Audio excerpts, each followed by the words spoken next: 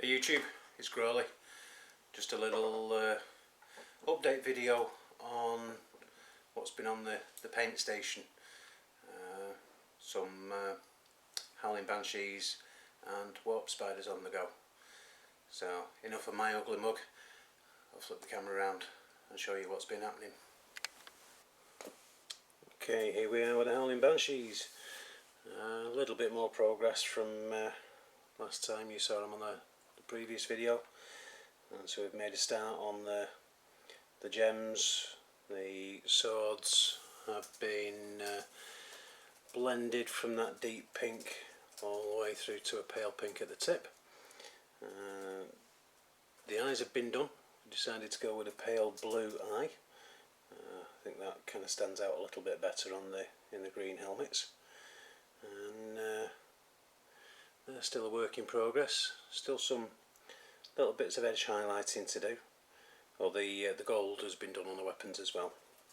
So the main thing now is finishing off the gems and a few final edge highlights, and then we can get on to getting the bases done, and they'll be done.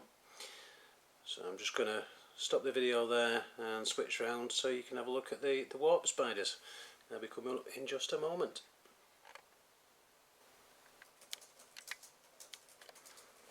Okay, so here's the bad boys, the warp spiders. As there's quite a bit more progress on these. I've been spending more time on getting these looking a bit more finished. It's still, like I say, a bit of work to do on them. You can see I've done the washes on the red and the green, which that wasn't done before. It was just a couple of really basic base coats, just give an impression. The weapons and all the tubing and part of the helmets have been done in scorpion brass, and then had a wash of Nuln Oil, and then it was the dwarf bronze colour over the top of that. So there's some edge highlights to finish off on all those metallics. The eyes have been done. They're all done as a red eye, and the weapons have had a graduated kind of glow effect done in between the copper veins. That's using a craft paint. It's the same colour paint I did for the hair on the howling banshees. It's almost like a day glow orange, so hopefully that gives quite a luminous kind of glow effect to the weapons. I'm just going to move these out of the way a little bit as well, because I'll show you the back of this guy. What I've done on this one is actually done if it focuses, the armour plates, and so the camo green is one of the old Games Workshop colours, so that's the main colour on that.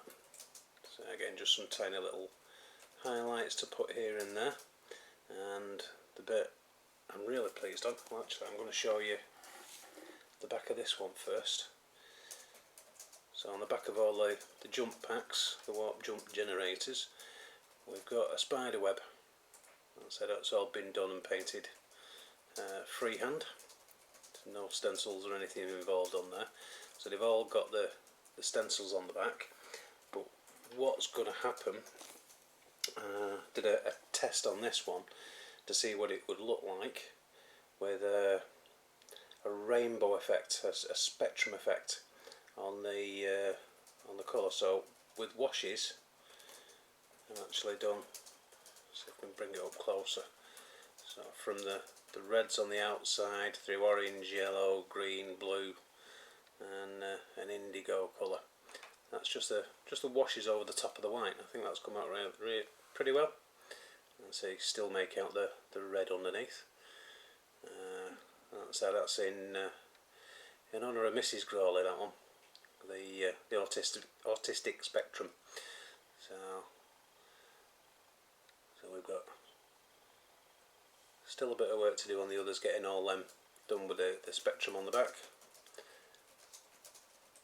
hopefully you're liking these and you're liking the Banshees, and I'll carry on doing the final touches, bit of shading, bit of highlighting, and then again onto the bases.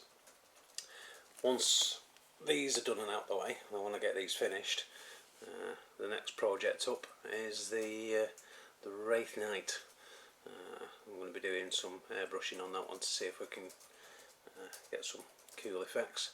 And I've also got, as I mentioned in a previous video, some stencils for the helmet, some little nail stencils. So I'll probably do a product review on that one.